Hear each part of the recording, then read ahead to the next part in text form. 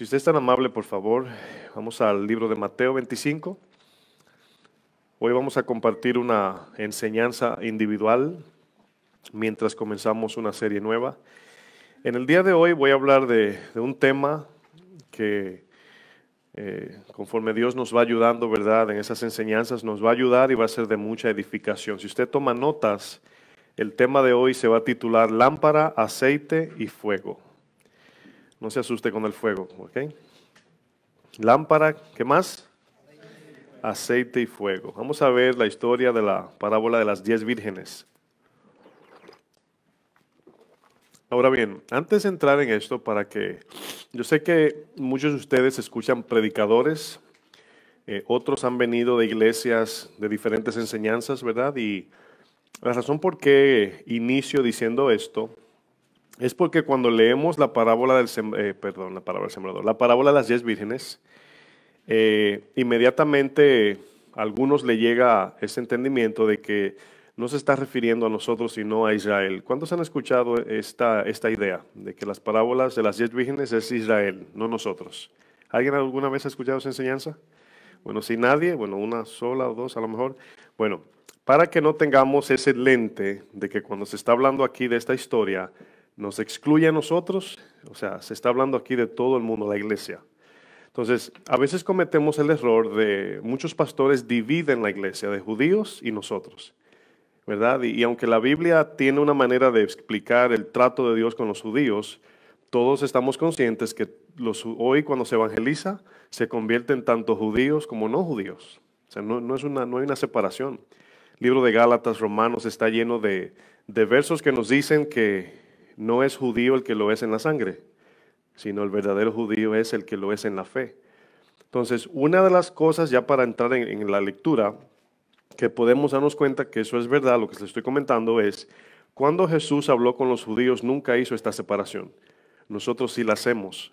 Entonces, ellos se jactaban de decir que eran hijos de Abraham, y Jesús le dijo, ustedes son hijos del diablo. Ahora, es una palabra fuerte, ¿verdad?, que siempre decimos, pero ahí nos damos cuenta que no hay privilegios en Dios. Entonces, si Dios hubiese escogido a China, a Japón, a Guatemala, a China, no sé, a mi país, a cualquier país, es simplemente un punto de partida con el fin de salvar a otros.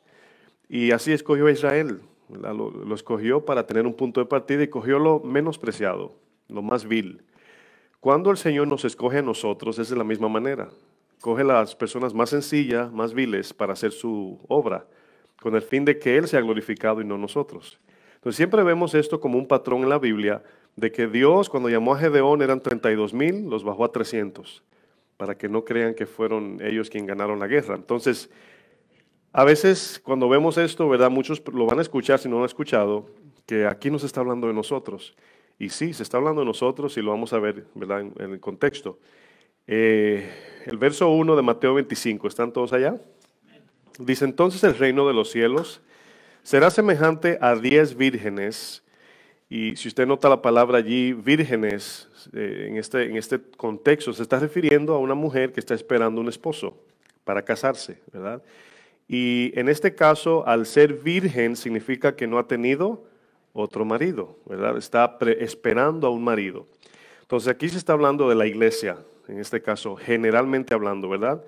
Dice 10 vírgenes que tomando sus lámparas salieron a recibir al esposo. No deben perder de vista que esto es una parábola, ¿verdad? Dice 5 de ellas eran prudentes y 5 insensatas. Las insensatas tomando sus lámparas no tomaron consigo ¿qué? Aceite. Mas las prudentes tomaron aceite en sus vasijas, juntamente con sus lámparas. Dice, y tardándose el esposo, cabecearon todas y se durmieron. Y dice, y a la medianoche se oyó un clamor, aquí viene el esposo, salid a recibirle. Entonces todas aquellas vírgenes se levantaron. Ahora se están dando cuenta aquí que de 10 vírgenes que están aquí, las 10 en su mente esperaban al esposo, pero 5 la esperaban totalmente de corazón genuino. En otras palabras, si estaban esperando al esposo, significa que tenía que tener sus lámparas, ¿verdad?, llenas de aceite. El verso 7 dice, entonces todas aquellas vírgenes se levantaron. Dice, y arreglaron sus lámparas, o sea, las prepararon para encenderla. Entonces, en este caso, se entiende que en estos tiempos habían lámparas hechas de barro. No sé si han visto la foto, ¿verdad? Parece hasta una copita de té, más o menos. Tiene como un piquito, ¿verdad? Y una asa, un mango para agarrar. Entonces arriba tiene el abierto donde se echa el aceite, pero también se le ponía un tipo tela o papel por dentro para que el aceite o la tela absorbiera el aceite, y al prender la tela se mantenía, ¿verdad? ¿Cuántos conocen las lámparas de gas líquido? ¿Sí la han usado, verdad? En mi casa siempre me mandaban a mí a comprar el gas y a prender la lámpara. Y yo recuerdo que de repente se veía que la mecha se gastaba y el gas, ¿verdad? Y se apagaba la lámpara por falta de gas, en este caso, ¿verdad? Y es más o menos la idea, era una lámpara hecha de barro, ¿verdad? Una lamparita, no eran lámparas como hoy vemos de lujo, sino era una lamparita muy sencilla. Y aquí nos damos cuenta que Jesús está usando este ejemplo, esta historia figurativa. El verso 8 dice, y las insensatas dijeron a las prudentes, dadnos de vuestro aceite, porque nuestras lámparas se apagan. Dice más, las prudentes respondieron diciendo, para que no nos falte a nosotras y a vosotras, id más bien a los que venden y comprad para vosotras mismas. Se están dando cuenta que en el ejemplo aquí Jesús nos está diciendo que la fe no se comparte. Es una idea de lo que está diciendo Jesús. O sea, la fe de un papá no la hereda su hijo. O yo no puedo darle fe a mi esposa. Se está dando cuenta que cada quien tiene que tener su lámpara llena de aceite. Dice el verso 10. Dice, pero mientras ellas, las 5 mujeres insensatas o vírgenes, iban a comprar vino al esposo, y las que estaban preparadas entraron con él, ¿a dónde? A las bodas. Y se cerró la puerta. Verso 11 dice, después vinieron también las otras vírgenes diciendo, Señor, Señor, ábrenos. Mas él respondiendo dijo, de cierto os digo que, ¿qué? Que no os conozco. Esta palabra es importante, conocer, ¿ok? No, traten de no olvidarla. No los conozco. Dice, velad pues, porque no sabéis el día ni la hora en que el Hijo del Hombre ha de venir. Este mensaje de la venida del Señor ha sido el mensaje más popular en la iglesia, incluso escuchado por los no creyentes, ¿verdad? Si usted va a mi país, usted ve por donde quiera un letrero que dice Cristo viene. No sé si en su país igual, pero todavía en mi país se ven esos letreros, ¿verdad? Y le llamamos vallas. ¿Sí entienden lo que son vallas? Letreros gigantes de la autopista. Y a veces ve usted Salmo 150, ¿verdad? Todo lo que respire alaba a Jehová. Y donde quiera hay calcomanías, papeles pegados de Cristo viene, Cristo viene. Y gente en la calle con letreros. Y ha venido a ser un tema un poquito hasta incrédulo, hasta para la propia iglesia. Porque existe la actitud de que, oh, ¿qué tanto dicen Cristo viene y no viene? ¿Verdad? Y para mí, el no venir más rápido ha sido una bendición. En el caso mío, porque me dio tiempo a convertirme. Entonces ahora vemos el mismo libro de 2 de Pedro 3:9 dice que el Señor no tarda su venida como algunos lo tienen por tardanza, sino que es paciente para que nos arrepintamos y vengamos a cuentas con Él. Yo quiero que vayamos a Lucas 12 y al leer este verso nos damos cuenta, no sé si usted sabía, pero el libro de Mateo es un libro dirigido a judíos. Y usted se da cuenta que es el libro que más cita a Isaías, porque ya los judíos tenían un concepto previo de lo que era el profeta o los profetas. Entonces, cada carta de los evangelios estaba dirigida a un grupo de personas diferente. Por ejemplo, podemos ver que la carta de Marcos estaba dirigida más así como si fuera un anuncio general, ¿verdad? A gentiles, judíos. Mateo está dirigido directamente a los judíos, por eso allí vemos la genealogía. Luego vemos Lucas, es un libro gentil, por así decir. El mismo Lucas era griego y no era de los 12 discípulos, ¿verdad? Algunos piensan que sí, pero no. Él era un escriba, era doctor, era griego. Entonces, la carta de Lucas era un libro dirigido a gentiles, en este caso me refiero a no judíos. Entonces, la audiencia que recibían estas cartas, la carta tenía un propósito a quien iba dirigida. Entonces, si vemos que Mateo 25 habla de las 10 vírgenes y muchos creen que le está hablando nada más a los judíos, entonces miren lo que dice Lucas 12:35. ¿Están ahí todos? Ahora, recordando que esta carta es dirigida ¿a quién? A los no judíos, ¿verdad? Dice, estén ceñidos vuestros lomos. Esto significa en general vestidos, como cuando le dijo al pueblo en Egipto, mantengan su ropa preparada, vestidos para que salgan rápido. Dice, y vuestras, ¿qué dice luego? Lámparas, ¿qué? Encendidas. Ahora bien, esa palabra, vuestras lámparas encendidas, usted diría, bueno, a lo mejor está hablando de otra cosa. Seguimos leyendo en 36. Dice, y vosotros sed semejante a hombres que aguardan que su Señor regrese, ¿para qué? De las bodas. Dice, para que cuando llegue llame, le abran enseguida. Ahora, ¿se están dando cuenta el mismo mensaje de las parábolas de las vírgenes y el mensaje a nosotros, los no judíos, es el mismo? O sea, ¿cuál es la demanda aquí? ¿Cuál es el común denominador? Que nuestras lámparas estén ¿cómo? Encendidas. Bueno, entendemos que el uso de la lámpara usada en la parábola de las 10 vírgenes en Mateo 25 y ahora en el siervo vigilante de Lucas 12, se está refiriendo en general a la iglesia. Número uno, en general que la iglesia debe de ser esa lámpara, esa luz que ilumina este mundo en tinieblas.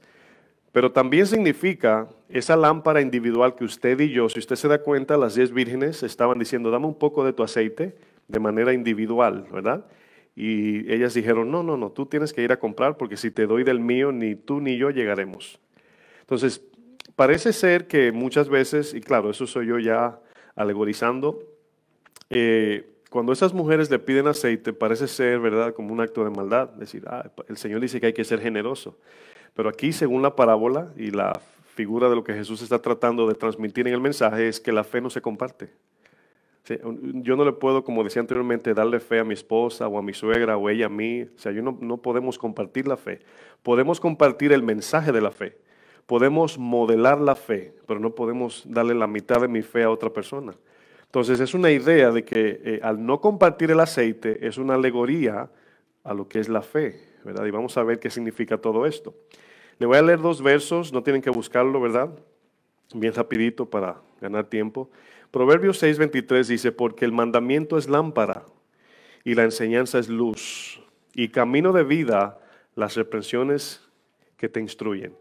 Ustedes conocen el Salmo 119:105, dice, lámpara es a mis pies tu palabra y lumbrera en mi caminar. Si somos cuidadosos en leer, nos damos cuenta que antes de Adán y Eva existía la maldad, ¿verdad? Antes de crear a Adán ya la maldad existía. Y ya el ángel Luzbel sabíamos que se había rebelado contra Dios, ya la maldad estaba allí, ya existían las tinieblas. Y Dios en Génesis 1, ahora sí quiero que me acompañen, Génesis 1, capítulo 1, verso 1 también. Vamos a ver unos ejemplos, vamos a ir contrastando entre las tinieblas y la luz para luego explicar acerca de la lámpara, el aceite y la luz, el cual yo le llamo fuego, ¿verdad? Génesis 1:1 dice, en el principio creó Dios los cielos y la tierra. El viernes pasado hablamos un poquito, ¿verdad? Yo utilicé ejemplos del Génesis y hablábamos de que entre el capítulo 1 y el 2 hay un lapso de tiempo, ¿verdad?, indefinido. Porque cuando al principio dice creó Dios los cielos y la tierra, se está hablando de la creación mucho antes hasta de los ángeles, si se dan cuenta. Pero luego vemos que el verso 2 dice, y la tierra estaba desordenada, ¿qué más dice? Y vacía y en tinieblas, luego va a decir. Entonces, ese ejemplo de la creación tiene una similitud paralela, la creación del mundo con la creación del creyente. Fuimos creados para buenas obras en Cristo, ¿verdad? Entonces somos nueva creación. Entonces hay un paralelo en estas dos que Jesús la utiliza y la refleja como si fuera un espejo, que cuando se habla de tinieblas podemos ver en el Génesis ejemplos de principios para entender qué es tinieblas en este caso, o qué es luz. Entonces, 2 Corintios, por ejemplo, 4, allí también del 4 al 6 habla, dice que de las tinieblas resplandeció la luz en nosotros. Y asimismo fue cuando el Señor dijo, si notan el verso 3, dice, y dijo Dios, ¿qué dijo? Sea la luz y fue la luz, verso 4, y vio Dios que la luz era buena. En otras palabras, podemos alegorizar y decir, y las tinieblas malas. En este caso, no lo vemos así porque es simplemente la creación de lo que hoy vemos con nuestros ojos físicos. Pero, basado en esto que dice Génesis, podemos ahora en nuestra vida espiritual hacer una comparación de qué es luz y qué es tinieblas. Y dice, y separó Dios las tinieblas, la luz de las tinieblas, verso 5, y llamó Dios a la luz día, y a las tinieblas llamó noche.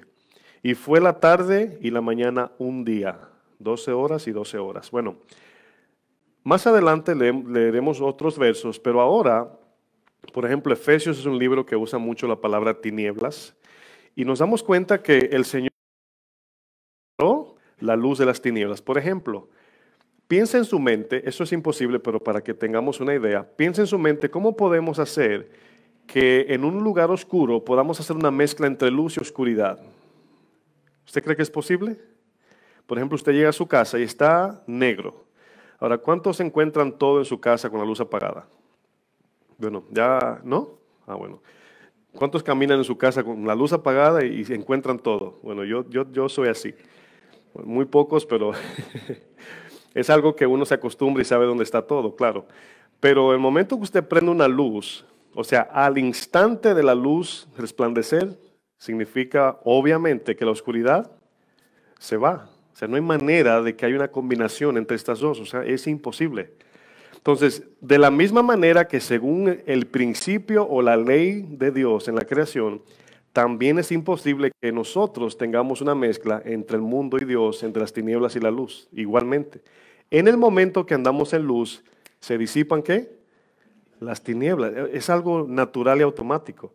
Entonces la tierra dice que estaba desordenada, vacía y estaba en tinieblas. Y luego dice el verso que Dios dijo, sea la luz, ¿verdad? Ahora bien, si se dan cuenta, lo primero que Dios hizo, ¿verdad? Eso era algo que explicábamos. Dios dijo, sea la luz, ¿verdad? No dijo, hágase en el sentido de creación. ¿Por qué no dijo hágase o produzca? Porque Él era la luz. Entonces, cuando Dios dijo, sea la luz, lo que significa o implica allí es que Dios, podemos decir, impregnó la tierra o le inyectó a la tierra su vida. Entonces, por eso vemos versos como en el Génesis 1:11. ¿Sí están en Génesis todavía? ¿Sí? Lean el verso 11 y se van a dar cuenta que dice, y que la tierra produzca. ¿Verdad? ¿Así dice? Ok, si leen el verso, creo que 20, por ahí dice, y que el agua produzca. Entonces, Dios le está demandando ahora a la tierra que produzca algo. Todos sabemos que no hay vida sin Dios. ¿Cómo pudo la tierra o el agua producir? Porque ya se le había inyectado ¿qué? La luz, que es la vida de Dios. Ya tenía vida la tierra. Entonces, asimismo, cuando el Señor trajo la parábola del sembrador, el Señor hablaba. A diferencia que ahora la tierra no tenía voluntad, pero nosotros sí. Y lo que significa es que ahora nosotros voluntariamente tenemos que recibir el mensaje de Dios. Y una vez lo recibimos, Dios nos dice, lleven fruto. Y ahora sí podemos llevarlo porque ya entró en nosotros el poder de su palabra. ¿Tiene sentido? Entonces, fíjense que la luz de Dios, el sea la luz, no solamente habla de luz que ilumina, sino habla de la vida misma de Dios, el cual vamos a ver en un momento de qué está compuesto eso. Luego de la caída, por causa del pecado, para el hombre le era imposible distinguir entre tinieblas y luz. Todavía eso es algo que es verdad. O sea, un no creyente, una persona que no conoce de Cristo, no sabe distinguir entre una cosa y la otra, espiritualmente hablando. Entonces, aquí nos damos cuenta de un principio. El pecado trajo a nosotros tinieblas, trajo oscuridad, entendimiento, se borró el camino de volver al Padre. Por eso es que las religiones y las obras de los hombres están buscando el camino a Dios. Muchos dicen, hay muchos caminos a Dios. Y la palabra nos dice que hay un solo camino. Entonces, Jesús decía, porque ancho es el camino que lleva a la perdición. Y muchos van por él. Pero estrecho es el camino que lleva a la salvación. Y luego añade algo. Y pocos lo encuentran. Entonces, de la manera que encontramos ese camino, primeramente Cristo tiene que abrir ese camino. Es un ejemplo que siempre me llega a la mente. Cuando estaba Jacob durmiendo en Betel, y dice que desde el cielo se extendió una escalera. Ahora, si se dan cuenta, esa escalera habla de Cristo. Cristo es el camino al cielo. Esa escalera representa al Señor. Pero esa escalera fue desde el borde o el límite del cielo hasta la tierra. Si usted lee el verso, no dice desde la tierra al cielo, dice desde el cielo a la tierra. Significa que desde allá vino, se abrió el camino. Y dice que veía ángeles subir y bajar. Es un ejemplo de lo celestial a lo terrenal. Y nos damos cuenta que cuando Cristo estaba en esta tierra, los ángeles le servían. Y subían y bajaban. ¿Se acuerdan cuando Satanás le dejó de atacar? Dice, y los ángeles venían y le servían. Entonces, ese camino, hermanos, no lo vemos. Si yo le digo a usted, ¿en qué país queda la escalera de Jacob? ¿O en qué lugar está el camino al cielo? ¿En qué región de su país está? Usted no sabría decir, ni yo tampoco. Entonces, Cristo ahora, en el nuevo nacimiento, nos da la luz para encontrar el camino, pero no solamente a nosotros, sino para que seamos ahora lámparas y le alumbremos a los demás también. Y eso es lo que hoy llamamos evangelismo, ¿verdad? De la caída desde el tiempo de la caída hasta Moisés no había ley. O sea, no había la ley de Dios, ¿verdad? He usado ejemplos muy fáciles de entender cuando usted entra a una oficina. Hoy en día se ha eliminado mucho el letrero que dice no puedes hablar en el celular. Es muy raro, pero todavía hay oficinas que dice el letrero no celulares, ¿verdad? Y de repente entras y estás en el celular, vienes desde afuera hablando y estás ocupadísimo y de repente te das la vuelta y lees el letrero. En ese momento que lees el letrero te das cuenta que estás rompiendo la ley. Pero hasta que no ves el letrero no sabes, porque no crees que todo está bien, o sea, no puedes verte en la ley. Entonces, así mismo, Romanos 5:13, no tienen que buscarlo, dice, pues antes de la ley había pecado en el mundo y también había pecado antes de Adán. Dice, pero donde no hay ley, no se inculpa de pecado. O sea, basado en qué reflejo se iba a culpar el hombre. Por ejemplo, el verso 20 dice, pero la ley se introdujo para que el pecado abundase. ¿A cuándo se le hace difícil entender ese verso? La ley se introdujo para que abunde el pecado. Parece que está diciendo que la ley trajo pecado. No, sino que al ver la ley encontramos y podemos ver más claramente qué tan pecaminosos somos. Entonces, si yo, por ejemplo, imagínese que usted está trabajando en el campo y de repente usted trabajando allí cae un aguacero y la tierra lo llena así enterito de lodo. Usted llega a su casa y se quiere ver hasta dónde le llegó el sucio. Pero el espejo que usted tiene del tamaño suyo está todo borroso, cuarteado y solamente tiene partículas, ¿verdad? Que usted no se puede ni ver completo. Bueno, en ese momento, cuando usted se mira, usted quizás se ve un pedazo de la frente, un pedazo de la pierna, ¿verdad? Y usted dice, no estoy tan sucio. Pero viene alguien y te trae un espejo limpiecito así. Entonces, ¿qué abundó? ¿Te ensuciaste más o te puedes ver mejor? ¿Cuál es la diferencia? Te puedes ver mejor. Eso hizo la ley. Ya estábamos sucios en el sentido figurado. Y el espejo, que es la ley, nos reflejó a nosotros y pudimos ver qué tan pecaminosos somos. Eso es lo que dice el texto. Cuando se introdujo la ley, ¿verdad? Se abundó el pecado. Pero al ver nosotros nuestra condición, lo primero que viene es desesperanza. Decimos, wow, qué malo soy. Entonces por eso dice, cuando el pecado abundó, sobreabundó la gracia. Significa que la gracia es más poderosa que nuestra maldad. Por eso dice gracia, porque es un regalo, no es una obra. Entonces aquí vemos que la luz de Dios tiene varios sentidos en la Biblia. Por ejemplo, vamos a Efesios 5, verso 8. Efesios 5, verso 8. Quiero que noten, solamente estoy poniendo la plataforma para luego entrar en el ejemplo de, ¿verdad? Lámpara, aceite y luz o fuego. Fíjense cómo Efesios, ¿verdad?, habla de las tinieblas y cómo se parece mucho a lo que hemos leído en Génesis, en la creación. Dice el verso 8 de capítulo 5, estoy en Efesios, ahí están. Dice, porque en otro tiempo, ¿qué éramos? Esperar que usted llegue, hay hojas volando por ahí. Porque en otro tiempo erais tinieblas. Ahora, si hacemos el ejemplo de la creación, en otro tiempo, ¿la tierra qué era? Tinieblas, ¿verdad? Dice, mas ahora que sois luz, pero ¿en quién? En el Señor. En otras palabras, ese bombillo, esas lámparas que están enfrente mío, eso es luz porque están conectadas a la fuente de electricidad. Sin esa fuente de electricidad no son luz, son lámparas nada más. Entonces vamos entrando un poquito más ahí en entendimiento.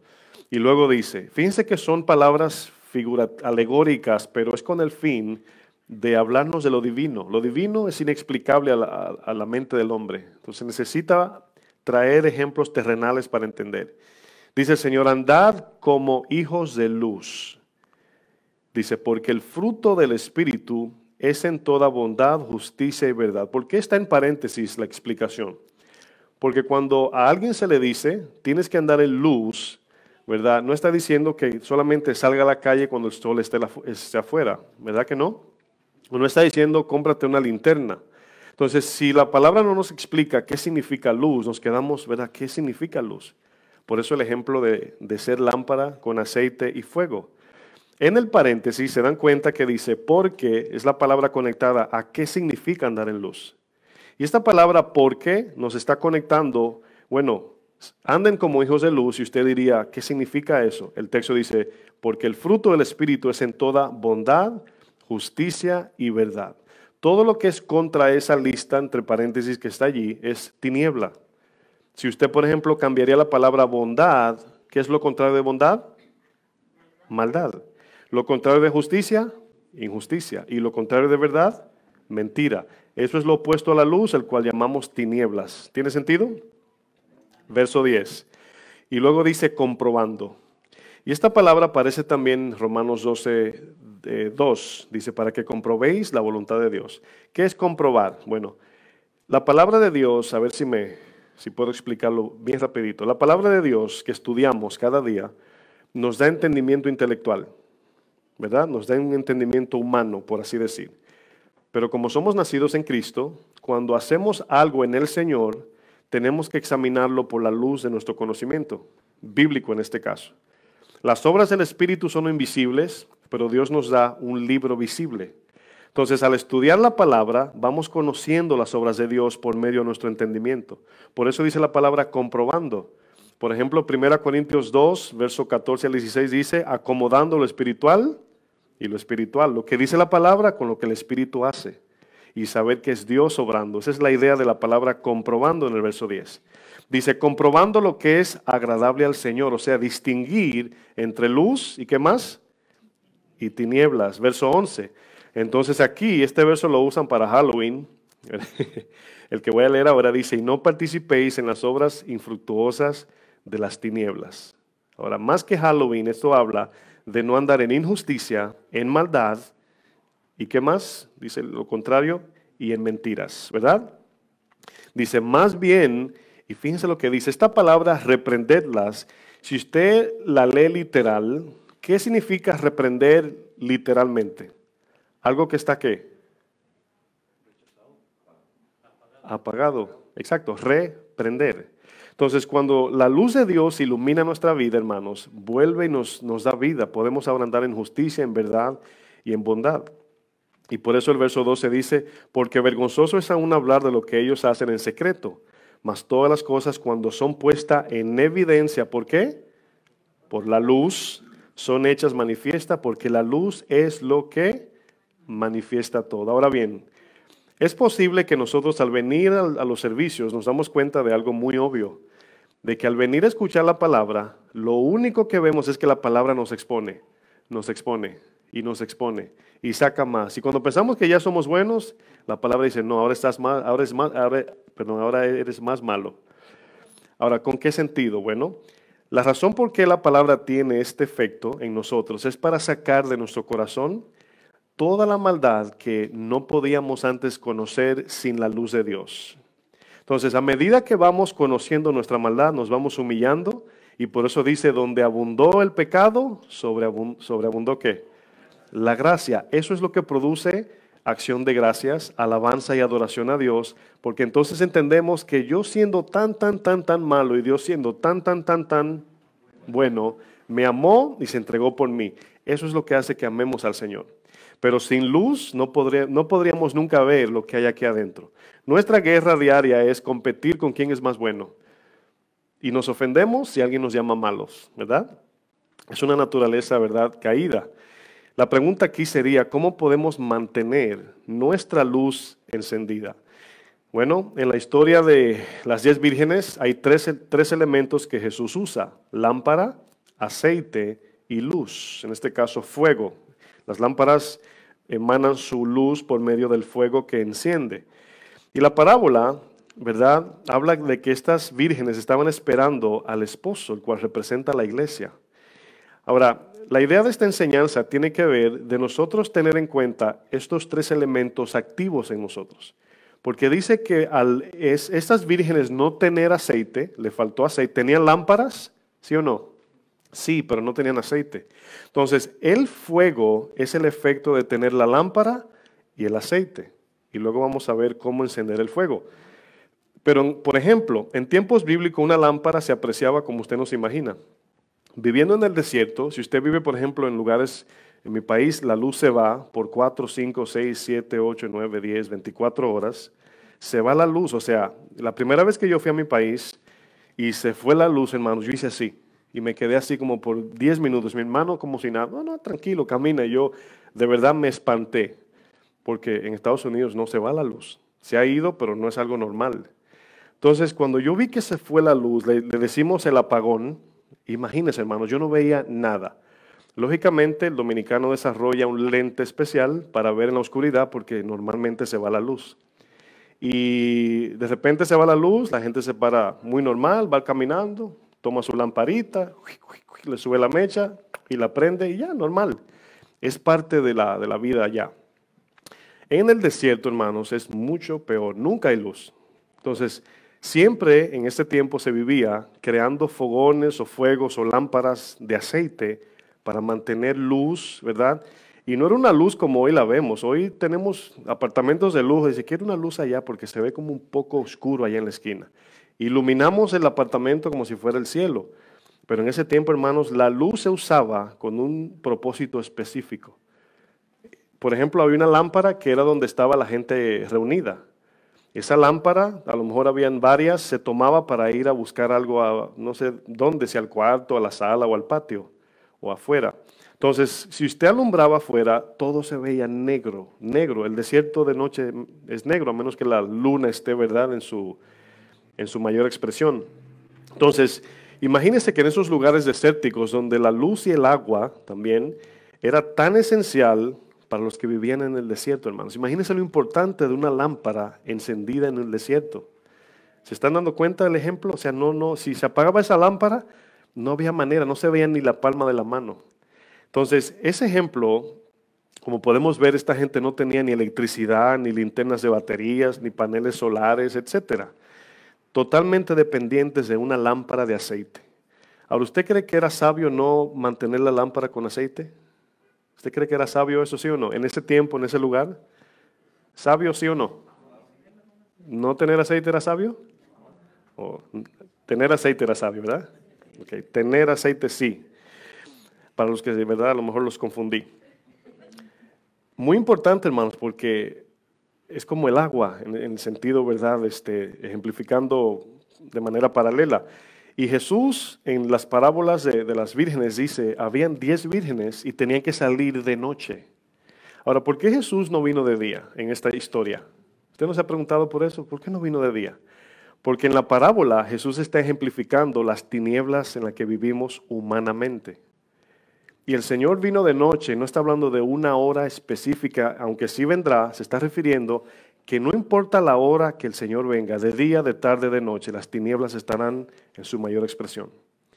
Incluso cuando el Señor habla de Sodoma, dice que el clamor de Sodoma, ¿verdad?, ha llegado al cielo porque su maldad ha llegado a su máxima expresión. Así más o menos dice el verso. Significa que las tinieblas habían arropado esta ciudad.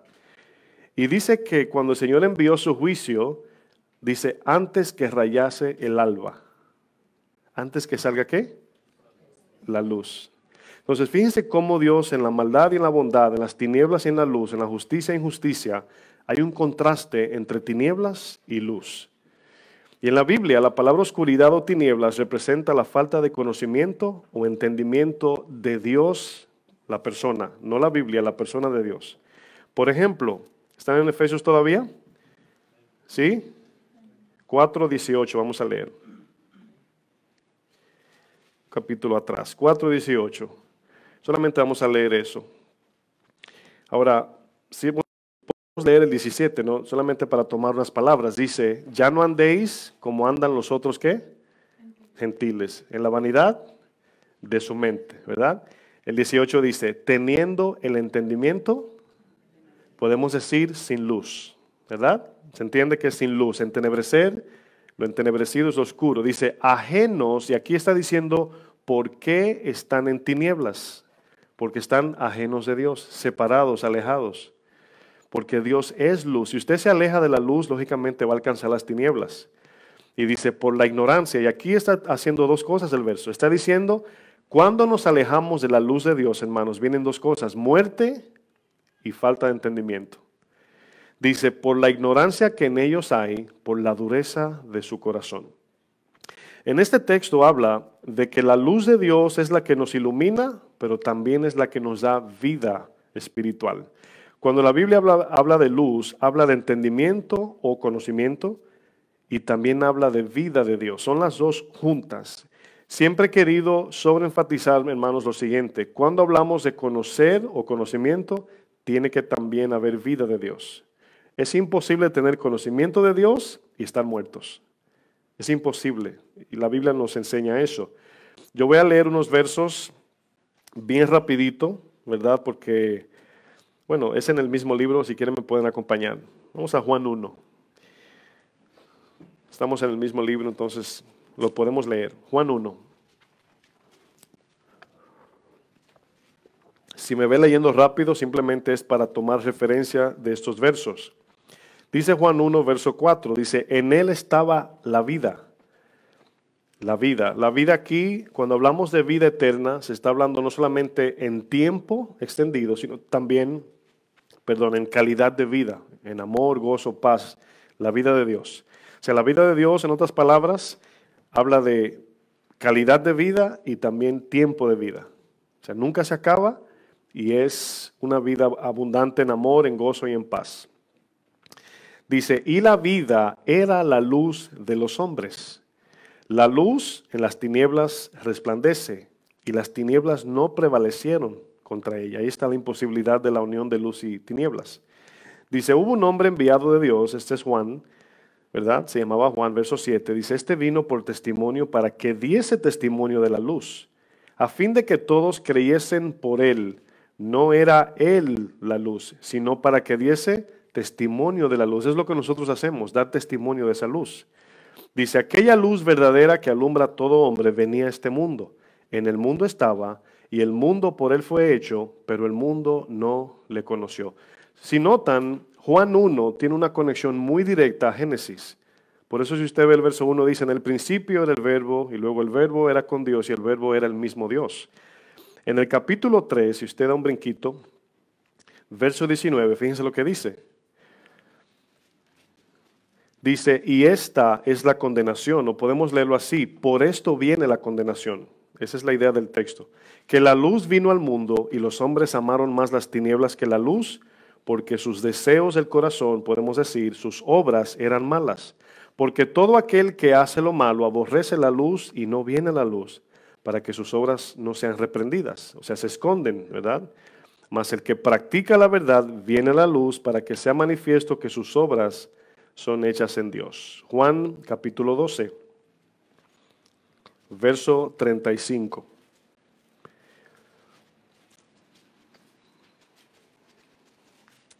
Dice, entonces Jesús les dijo, aún por un poco está la luz entre vosotros. Se refería a él mismo. Andad entre tanto que tenéis luz para que no os sorprendan las tinieblas. Porque el que anda en tinieblas no sabe a dónde va. Entre tanto que tenéis luz, creed en la luz para que seáis, ¿qué? Hijos de luz. Estas cosas habló Jesús y se fue. ¿Y qué dice luego? Y se ocultó de ellos. Esa palabra se ocultó, tiene un doble sentido. Significa que primeramente se fue, o sea, se le fue de su presencia, pero también significa, hermanos, que ocultó la luz de Dios. Significa que cuando viene la oportunidad del Evangelio, viene la oportunidad de salvación, viene la palabra de Dios, en ese momento el sol está en el mismo centro del cielo, espiritualmente hablando. Pero Dios oculta esa luz, Dios se esconde del pecado. Y dice que ellos no creyeron y luego termina diciendo el texto, Jesús se ocultó. ¿Cómo decimos cuando el sol baja? Se ocultó el sol, así decimos. Y si usted se da cuenta, al ocultarse el sol, comienzan las personas que hacen sus maruñas, ¿saben lo que es maruña? Sus injusticia en la calle comienzan a salir, mientras más tarde mejor para ellos. ¿Por qué? Porque lo hacen escondidos, en tinieblas. Bueno, concluimos que la luz de Dios en nosotros tiene dos funciones: alumbrar el camino que nos lleva a Dios, recibir la vida misma de Dios. Ese es el ejemplo de para qué sirve la luz. Por ejemplo, ¿cuántos conocen el candelero del tabernáculo de Moisés? Bueno, vamos a pensar bien rapidito, ¿verdad? En el tabernáculo. El tabernáculo estaba dividido no solamente en diferentes cuartos, pero también en elementos materiales. Por ejemplo, había bronce, madera y oro. Había también otros tipos de instrumentos de elementos, como tela, plata, etcétera. Pero dentro del tabernáculo, bronce, madera y oro. Si usted se da cuenta, el bronce estaba fuera del lugar santo y santísimo. Ahí dentro no había bronce, ¿verdad? Y el bronce tiene una representación del contacto con los hombres separados de Dios. Pero lo que estos, vamos a decir, utensilios portaban era lo que santificaba al hombre. Si ven, el primero era el altar del sacrificio, ¿verdad? Y el segundo era la fuente de agua. Y los dos, si ustedes notan, era para purificar. Primero la sangre de Cristo nos purifica y luego el agua de la palabra nos limpia, si se dan cuenta. Pero esto, hermanos, es antes de entrar a lo que es el servicio a Dios, el culto, lo que llamamos el culto. Cuando venimos aquí, estamos de una manera espiritual ejercitando el culto del lugar santo. Venimos a cantar, a buscar la palabra, a adorar, y eso es lo que se hace en el lugar santo, antes de entrar a la presencia de Dios. Si usted se da cuenta, ¿a cuántos le pasa que usted va a orar y al principio usted se siente pesado, cansado, con sueño, ¿verdad?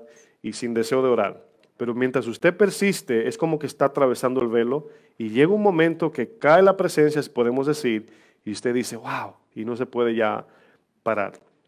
Bueno, luego viene el segundo cuarto, tenemos el atrio donde estaban los bronces, el altar de sacrificio, la fuente de agua, pero luego al entrar al lugar santo, vemos el candelero, la mesa del pan y el altar de incienso. Hay tres partes allí, las tres son muy importantes. ¿Por qué? Porque hacen un reflejo directo a lo que hoy somos nosotros.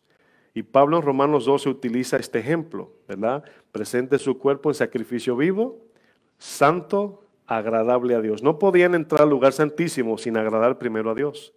Entonces vemos que allí está a la derecha el pan, la mesa del pan, 12 panes. Al frente quedaba entre el velo y el lugar santísimo el altar de incienso. Y a la izquierda quedaba el candelero.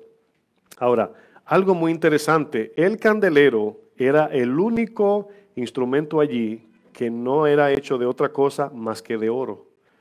Era lo único que fue hecho de oro puro. Ahora, el oro en el tabernáculo representa la deidad de Dios, la incorruptibilidad del Señor. La madera representa la humanidad de Dios, es Cristo. Estos dos unidos es lo que Cristo representaba en la tierra. Pero una vez Cristo se fue, ahora nosotros tenemos esa posición, donde somos humanos, pero en nosotros habita, ¿quién? El Señor, el Espíritu Santo. Entonces, este candelero representa, por así decir, el Espíritu Santo. Ahora bien, hay 7 dentro del tabernáculo. Si hacemos un recorrido, entramos, lo primero que vemos es el altar del sacrificio, número 1, de bronce. Número 2, luego vemos la fuente de agua.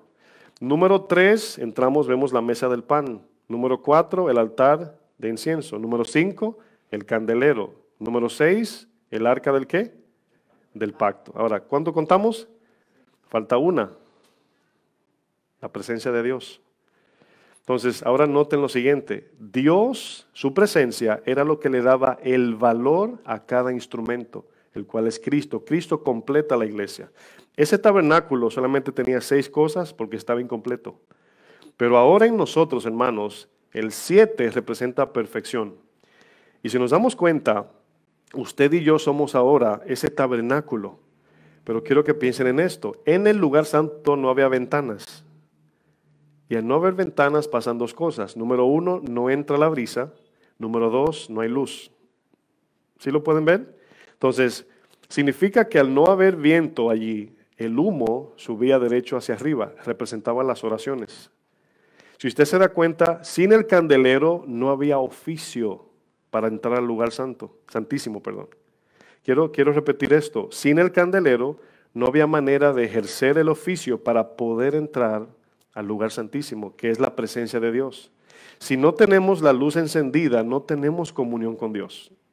Ese es el ejemplo del tabernáculo representado ahora. Si andamos en tinieblas, si no tenemos nuestro fuego encendido, no hay comunión con Dios. Dice que el que anda en luz tiene comunión con Él, pero el que no anda en luz, como Él está en luz, no tiene comunión con Dios. Entonces, el ejemplo que estamos usando de ser lámparas, hermanos, es no equivocarnos, acostumbrarnos a decir, no, yo tengo una relación con Dios. Yo hablé ayer con Dios, Dios me habló, Dios siempre habla, siempre está hablando.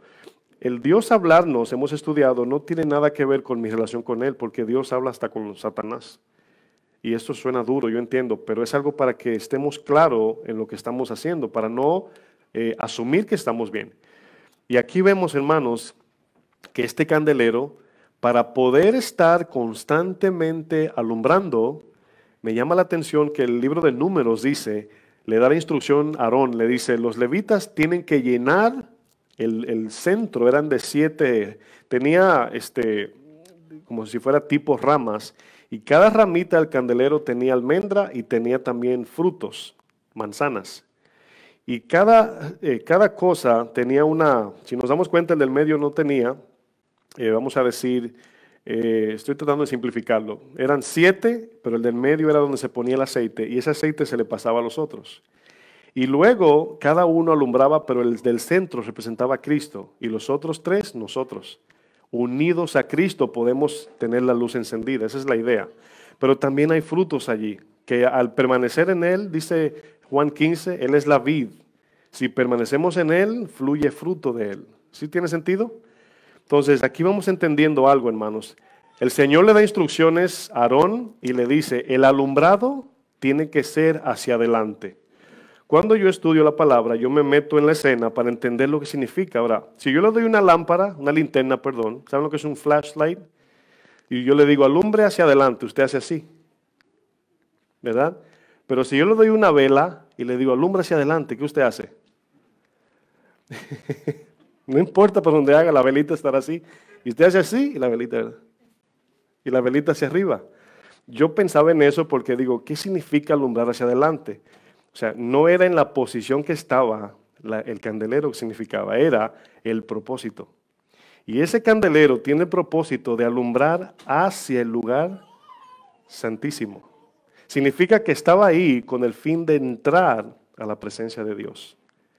Hermanos, cuando el Salmo 119, 105 dice, lámpara es a mis pies tu palabra, y si nos quedamos allí sin movernos, dice que esa lámpara no se enciende hasta que no comencemos a caminar, porque luego dice, y lumbrera en mi caminar. Y caminar es un verbo, acción. Pies no es un verbo. O sea, yo no puedo decir yo pies, tú pies, nosotros piesemos, no. Pero sí puedo decir tú caminas, yo camino, nosotros caminamos, es un verbo. Entonces significa que de la manera que nuestro fuego se enciende, número 1 es la lámpara, la palabra, y número 2 en la obediencia. Y al avanzar es como si fuera, yo siempre me acuerdo de las bicicletas de delivery, no sé por qué, pero es que si tú aceleras una bicicleta de esas, no sale, no arranca. Tú tienes que pedalear y luego tú aceleras y entonces ella te lleva. Y siempre me llega esa idea para lo que es la obediencia. El Espíritu entra en acción cuando tú y yo comenzamos a obedecer. ¿Tiene sentido? Bueno, imagínense, hermanos, nosotros que decimos, yo quiero estar en la presencia de Dios. ¿Cuántos quieren estar en su presencia? Yo también, hermanos, todos los días es mi anhelo, mi deleite es entrar en su presencia. Pero nos damos cuenta, hermanos, aquí, no podemos entrar si no hay luz. ¿Cómo sabemos que estamos entrando? Ahora, fíjense que la luz da entendimiento. ¿Se acuerdan lo que Pablo le dijo a los judíos? Yo sé que ustedes son celosos de Dios, yo lo sé, pero lo hacen mal porque lo hacen sin ciencia, sin entendimiento, sin luz. Esa es la idea. Entonces, cuando quieren hacer algo para Dios, lo hacen mal y no entran en su presencia porque están en tinieblas. Y Pablo decía, yo quiero iluminar la luz de Cristo para que lo hagan con ciencia, con entendimiento. Quiero que volvamos a Lucas 12:35.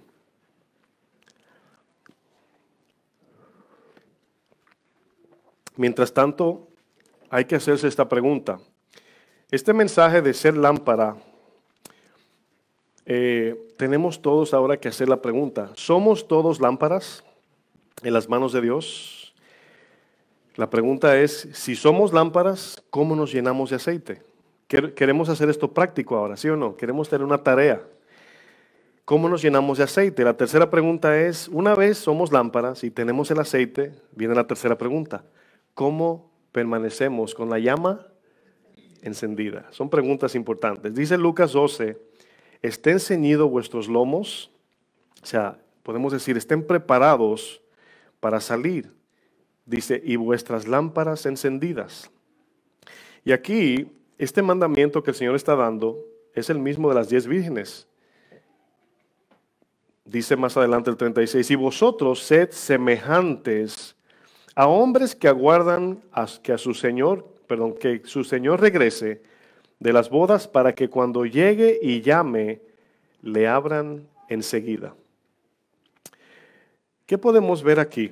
Bueno, si no tenemos la lámpara encendida, vamos a usar el ejemplo de las 10 vírgenes, ellas no pudieron llegar a donde estaba el Señor a tiempo, y nos damos cuenta que a pesar de que Dios tiene una misericordia extendida, su longanimidad, de esperar que nos arrepintamos, también podemos ver que la Biblia enseña que hay un límite.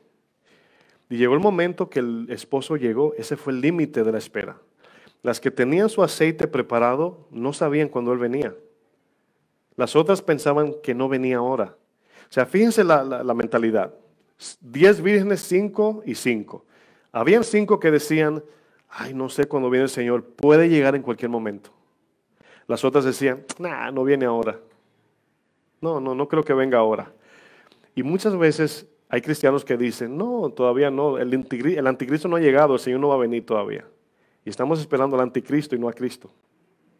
Desafortunadamente, hermanos, las 5 insensatas, mientras las 5 sensatas entraban y las otras fueron a buscar el aceite, para cuando ya estaban de regreso, la puerta estaba cerrada. Ahora, el Señor dijo algo. ¿Sí se acuerdan la palabra conozco que leemos ahí? Sí pudimos ver que la luz nos da entendimiento. Pero ese entendimiento se está hablando de un conocimiento relacional. O sea, yo conozco a Dios. No es que conozco la Biblia, conozco a Dios. Yo hablo con Dios, yo dependo de Dios, yo busco a Dios, yo ando con Dios. Una relación, ¿sí lo pueden ver? Y el Señor le dice en la puerta, nunca os conocí. Me pregunto, hermanos, ¿las 5 insensatas eran cristianas? Claro que sí, hermanos, eran vírgenes esperando al novio. Ninguno creyente está esperando ningún novio. Las 10 eran creyentes, es un mensaje a nosotros. Y aquí el Señor en Lucas dice, ceñidos vuestros lomos, prepárense. Y le voy a decir algo, hermanos, esto da mucho miedo y faltan tantas enseñanzas para limpiar nuestra manera de percibir a Dios. Cuando pensamos en el fin de los tiempos, viene miedo a nosotros. Decimos, wow, ese día va a ser duro. Duro para el que se quede, no para la iglesia, hermanos. No siempre pensamos en la fiesta. La iglesia no piensa en el fin de los tiempos como que va a haber una fiesta. Estoy siendo honesto, ¿sí o no?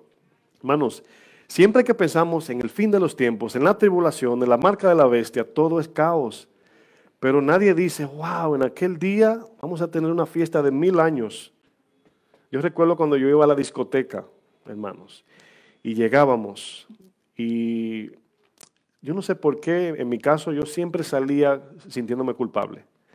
Y al otro día sin dinero, diciendo, ¿para qué gasté el dinero en ese disparate? Yo no era muy bebedor de alcohol, pero bebía, sí, porque estamos en una discoteca, imagínense, luces, humo y tinieblas ahí sin beber. Había que darse un traguito para por lo menos entrar en el ambiente. Yo no era muy bebedor, pero bebía, o sea, no puedo justificarlo. Y yo salía de ahí culpable, sintiéndome culpable y al otro día arrepentido. Pero llegaba el viernes y ahí estábamos preparándonos otra vez para volver a salir. La suegra mía se ríe porque ella andaba también. Sí, la suegra nos la llevábamos también. Y qué bueno que hay testigos, ¿verdad? No de Jehová, pero hermanos, ahí dentro, bueno, aquí hay gente, levanta su mano el que ha ido a discotecas, no tenga miedo, ya yo me confesé. Bueno, ahí dentro, hermanos, de verdad usted lo piensa ahora y usted dice, ¿cómo era posible nosotros hacer eso? Claro, no criticamos al que está todavía batallando, hay que tener misericordia porque estuvimos ahí, Dios nos sacó. Pero al pensar eso, decimos, ¿cómo es posible que entramos a un lugar donde la gente te saludaba y te decía, mi nombre es fulano? ¿Qué? Fulano, no te escucho. Y decíamos, no, ahorita me dices. Y salíamos y no sabíamos quién nos saludó ahí adentro. Decía un muchacho amigo mío que no recuerdo el ejemplo, pero él quería decir que dentro de la discoteca todo el mundo era lindo. Y luego amanecía y decíamos, ¿y esa era la muchacha que estaba al lado de nosotros? Lógicamente, humo y la luz apagada en tinieblas, hermanos, todo se veía bien. Ahora, no era que se veía bien, era que nosotros nos ajustábamos a las tinieblas, hermanos, increíblemente. Nos acomodábamos, nos conformábamos con ese tipo de ambiente, por lo que estábamos perdidos, andábamos en tinieblas, hermanos. Ahora, nos avergonzamos de decir eso hoy, pero en ese tiempo lo disfrutábamos. Pero salía de ahí, hermanos, con un dolor, y aquí el Señor, hermanos, nos habla de las lámparas, que ahora como cristianos no es posible que andemos todavía en tinieblas con nuestra lámpara apagada. El ejemplo o el propósito de la iglesia es evangelizar el mundo, hermanos. Y le voy a decir esto con mucho cuidado. No basta con solamente predicar. Amén. O sea, no basta con decir yo soy lámpara. La gente no le interesa eso, la gente quiere ver tu luz. Y cuando nosotros tenemos esa luz apagada, hermanos, dice 2 Corintios 4:7, pero tenemos este tesoro en vasos de barro. ¿Se anota el ejemplo de Jesús? Fuimos hechos de barro, pero fuimos hechos por Cristo con una forma para que carguemos aceite y alumbremos la luz del Señor. Dice, para que la excelencia del poder sea de Dios y no de nosotros. Dios nos da un ejemplo, ¿verdad?, de materiales para explicarnos sus verdades celestiales, hermanos. Nos llama lámparas.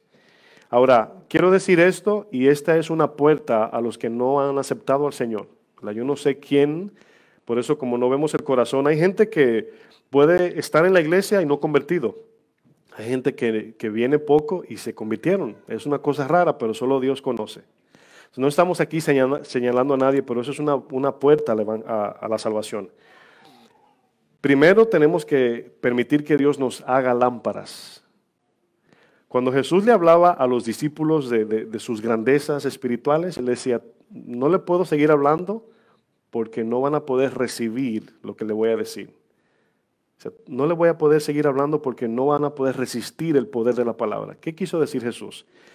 Primero tienen que recibir al Espíritu Santo que los convierta en recipientes para recibir mi aceite. Eso era lo que él quería decir. Si un no creyente recibe la palabra en el sentido cristiano, la palabra lo mata porque la palabra es la presencia de Dios.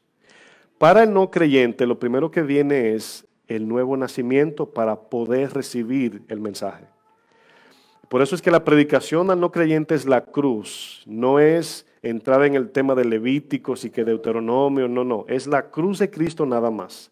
Cuando esta persona dice, doy mi vida al Señor, el Señor lo convierte en una lámpara. Entonces, por eso dice Hechos 1:8, y recibiréis poder cuando haya venido sobre vosotros, ¿quién? El Espíritu Santo. Cuando, si Él no viene, el poder nos mata. Ahora, no entendemos esto muy bien porque no pasa nada. De repente pecamos, nos separamos de Dios y como que todo sigue igual, pero no. Si tú has madurado un poquito, te das cuenta que tu paz se va, te das cuenta que andas como culpable, como cargado, como sin paz, y es el Espíritu anhelándote celosamente. Entonces el primer paso es aceptar a Cristo como nuestro único Señor para que Él nos haga vasijas, lámparas. Es el primer paso. Bueno, ya somos lámpara, pastor. Yo soy nacido de nuevo, amén. Ahora, el aceite. Bueno, Jesús dijo, no tienen que buscarlo en Mateo 5, vosotros sois la luz del mundo, ¿verdad? Y una luz no se esconde, sino que ilumina a todos. Filipenses 2 dice, somos luminares del mundo. Somos luz, hermanos. Ahora bien, ahora vamos a hablarle a los cristianos. Es posible que tú tengas tu llama totalmente apagada. Eres lámpara, pero tienes la llama totalmente apagada. Y aquí es la pregunta, ¿cómo nos llenamos de aceite? Bueno, Efesios 5, quiero leer un verso antes de Efesios, bien rapidito. Ya lo habíamos leído en comparación y es Juan 8:12, dice, otra vez Jesús le habló diciendo, yo soy la luz del mundo. El que me sigue no andará en tinieblas, sino que tendrá la luz de la vida. Y aquí vemos ejemplos como Efesios 5:18. ¿Cómo nos llenamos de aceite, hermanos? ¿Cómo nos llenamos de aceite? Bueno, voy a usar un ejemplo para ir terminando, un paralelo. ¿Cuántos se acuerdan de Ananías y Zafira? ¿Cuántos se acuerdan? ¿Sí? Ok, cuando ellos, vamos a decir, se tomaron de la heredad, del dinero, Pedro le hizo una pregunta que nos ayuda a entender qué significa ser llenos del Espíritu. Yo voy a usar ese ejemplo para que al volver tengamos una claridad de qué significa estar llenos del Espíritu. O lo que la palabra dice, ser llenos del Espíritu. Por ejemplo, cuando Pedro le pregunta a Ananías, le hace esta pregunta, ¿por qué llenó Satanás tu corazón para que mintiese al Espíritu Santo? Ahora quiero que noten que Satanás llenó a Ananías de su consejo, de su palabra, Satanás. ¿Están aquí? Entonces, ¿qué vino a la mente de Ananías? ¿El consejo de quién? De Satanás. Ahora, ¿qué significa llenar? Significa que cuando tienes múltiples decisiones y tú de esas 10, por así decir, 10 decisiones, tú dices, bueno, voy a tomar la decisión número 5 y voy a hacer eso, significa que te llenaste de eso. Llenarse significa completar la decisión, decir, me voy por aquí. Si ustedes están en una calle de 3 salidas y usted dice, me voy a la izquierda, a la derecha, por el centro. Cuando usted dice, me voy a la izquierda, usted se llenó y decidió irse a la izquierda. ¿Tiene sentido el ejemplo? O sea, es importante que entiendan esto. O sea, de la manera que nos llenamos del Espíritu es que decimos, me estoy llenando del mensaje de Dios y voy a corresponder a ese mensaje. Voy a vivir conforme a ese mensaje. Ananías escuchó el mensaje de Satanás, el consejo, y Ananías correspondió. Y Pedro le dijo, ¿por qué permitiste? Le dijo a él, ¿por qué permitiste que Satanás te llenara? Y luego le dice, ¿por qué pusiste esto en tu corazón? Le dice, ¿por qué tú le abriste la puerta a Satanás? Ahora, vamos a invertirlo ahora espiritualmente a lo que es el Espíritu Santo. ¿Qué significa lo que dice Efesios? No os embriaguéis con vino, o sea, no se llenen de vino, en lo cual hay borrachera, esa es la idea. Y la razón de Pablo, hermanos, está diciendo es, el resultado de beber mucho vino es que embriaguez, es el ejemplo.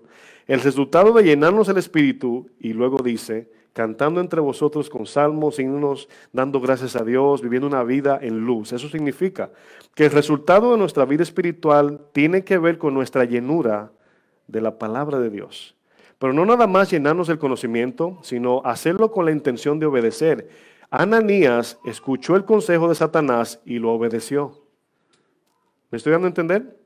Cuando decimos ser llenos del Espíritu es, y Colosenses 3:16 lo explica, dice que la palabra de Cristo abunde en vuestros corazones. Significa que ahora todo lo que pienso, todo lo que analizo, todo lo que quiero, todo lo que hago, tiene que ser por medio de su palabra. Cuando dice, y Pedro, lleno del Espíritu Santo, pensamos que es como un éxtasis del cielo. No, hermanos, no tiene nada que ver con sentimientos, sino que Pedro estaba decidido a predicar y hacer la voluntad de Dios, cueste lo que cueste, aunque le cueste la vida. Estaba lleno del Espíritu, su mente estaba ya convencida de hacer la voluntad de Dios. Eso significa llenarse. Y esto lo hacemos gradualmente. Todos los días nos llenamos del mensaje con el fin de obedecerlo. Y aquí es donde entendemos qué significa llenar nuestras lámparas, la palabra, la palabra, la palabra, pero con la actitud de obedecer. Ahora quiero decir esto, hermanos. Si usted se pregunta, ¿por qué ha perdido en Cristo la paz, el gozo, el ánimo, la pasión, la motivación? ¿Sabe dónde se encuentra, hermanos? En la misma obediencia. Haciendo lo que Dios nos manda hacer es donde recibimos los frutos. Y cuando viene el fruto del gozo, por ejemplo, te da gozo a ti y a quien tú le sirves. Pero si no servimos a Dios, si no somos lámparas encendidas, nunca experimentaremos, hermanos, la paz de Dios, el gozo de Dios, nunca disfrutaremos el ministerio, todo será queja porque tenemos la llama apagada. ¿Por qué? Porque andamos así. Isaías dice que ustedes andan de día como si fuera de noche. A mediodía tentando las paredes así. Dice Isaías, hermanos, imagínense. Usted se imagina el sol afuera y dice el Señor, ustedes andan así, como de a tientas, así que no ven. Y está hablando del entendimiento entenebrecido de este pueblo, hermanos. Y aquí es donde nos preguntamos, ¿quién enciende nuestro fuego? ¿Cómo encender el fuego, hermanos? Dice Salmo 18:28. Tú, Señor, encenderás mi lámpara. Jehová, mi Dios, alumbrará mis tinieblas. Y lo resumo de esta manera. Si usted es cristiano nacido de nuevo, usted es lámpara. Ya usted es lámpara, ya Dios lo hizo una nueva creación. Ahora falta llenarnos cada día, cada momento y permanecer en su palabra. Ese es el aceite. Para que el alumbrado de nuestra vida siempre esté hacia adelante y todo el tiempo encendido. La pregunta es, ¿cómo, pastor, enciendo mi luz delante del Señor con clamor y súplica todos los días? Y yo creo que esa es una de las batallas más grandes del cristiano. El clamor a Dios, pedirle a Dios su fuego. Hay una alabanza que dice, pon tu fuego en mí.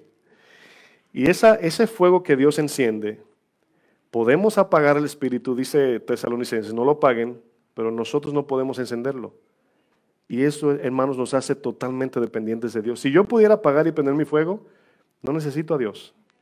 Pero es Dios quien enciende la llama, y esa llama implica lo siguiente, y con esto termino. Cuando esa llama está encendida, hermanos, su corazón comienza a sentir ese deseo de servir a Dios. Su corazón comienza a sentir el gozo, la paz, la llenura, la plenitud.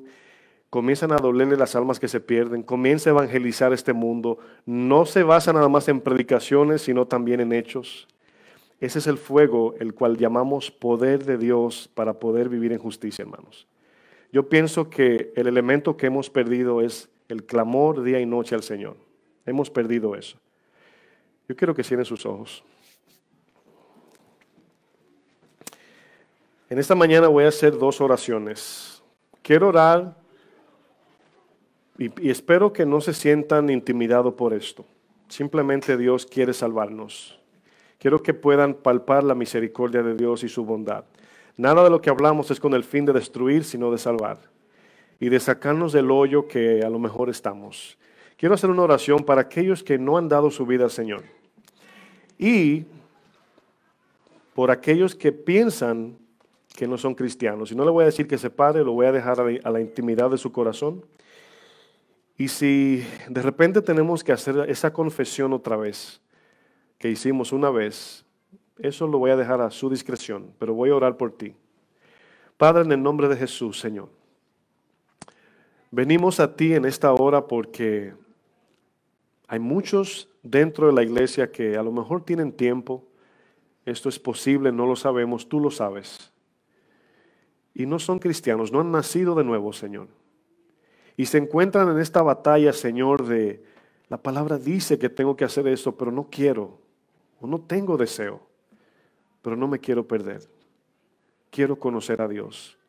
Yo te pido, Señor, que tu Espíritu Santo en esta hora, Señor, conforme al poder y la potencia que solamente viene de ti, Señor, que tú toques, Señor, los corazones. Y en esta hora, mientras el Señor hace su obra espiritual, usted también abra su corazón. Olvídese de este mundo, olvídese de las cosas materiales, olvídese de las cosas que estorban su relación para con Dios. Si usted no abre su corazón, Dios no va a poder hacer la obra. Yo siento en esta hora de parte de Dios que Dios está disponible, está dispuesto a salvar. Entrega tu vida al Señor. Haz tu compromiso en lo íntimo allí. No tienes que decir nada a voz alta. Toma la decisión, aunque te dé vergüenza, aunque te dé miedo. El Señor te va a abrazar. Glorifícate, Señor, en esta hora, Padre. Haz la obra, mi Dios. Extiende tu favor y tu gracia. No te estamos exigiendo, te lo estamos pidiendo por misericordia, Señor. Tú eres Dios, nosotros polvo, Señor. Sin ti no tenemos vida, no tenemos luz, estamos en medio de tinieblas. Ayúdanos, Señor. Quiero orar ahora por aquellos cristianos que ya saben que son cristianos y conocen al Señor, pero su llama está apagada. Señor, también te pido, Señor, por tus hijos que han caminado de manera insensata, Señor.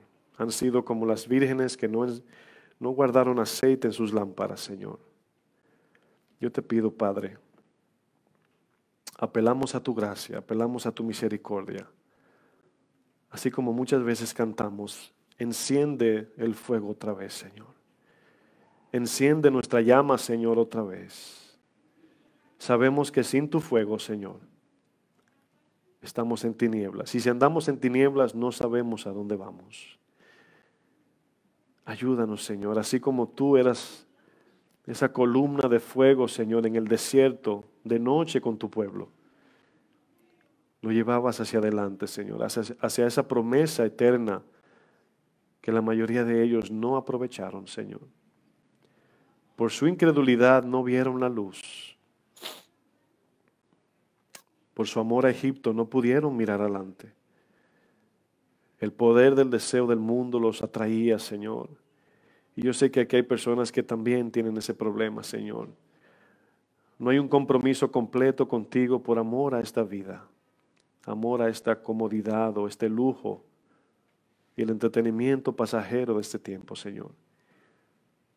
Te pedimos, Señor, que tu misericordia, Señor, llegue hasta nosotros. Tu palabra misma nos enseña que si tu pueblo se humilla en el cual tu nombre es invocado, y se separan, se apartan, se alejan del pecado que los domina, y miran hacia el cielo con un corazón pobre, entonces tú oirás, y desde el cielo sanarás tu tierra, sanarás los corazones, sanarás las familias, traerás salvación a tu pueblo, Señor. Permita que el Señor entre en su corazón. No piensen en lo que puede perder al recibir al Señor. Lo único que puede hacer usted es ganar. El Señor es ganancia, todo lo demás es pérdida, todo lo demás es vanidad, aflicción de espíritu. El Señor quiere, y aquí está la puerta y toca, pero el Señor no va a empujar la puerta. El Señor no va a patear la puerta, el Señor toca. He aquí, estoy a la puerta y toco, dice el Señor. Si alguien escucha mi voz y abre, yo entraré.